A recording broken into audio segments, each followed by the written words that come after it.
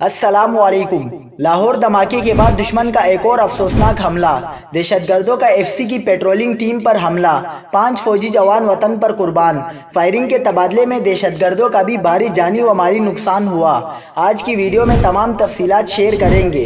सबसे पहले आपसे दरख्वास्त है कि हमारे यूट्यूब चैनल को सब्सक्राइब कर लीजिए और साथ ही घंटी के निशान पर क्लिक कर लें। बलोचिस्तान के जिला सिब्बी में दहशतगर्दों ने फ्रंटियर कोर एफसी के दस्ते पर हमला कर दिया, जिसके नतीजे में 5 एहलकार शहीद हो गए। पाक फौज के शोबा ताल्लुकात आम्मा ISPR के मुताबिक सिब्बी के इलाके संगन में दहशतगर्दों ने एफसी की पेट्रोलिंग टीम को निशाना बनाया, जिसके बाद फायरिंग के तबादले में एफसी के 5 जवान शहीद हुए। शहीद जफर अली खान, शहीद हिदायतुल्लाह और शहीद नूरुल्लाह का ताल्लुक लकी मरवत से है।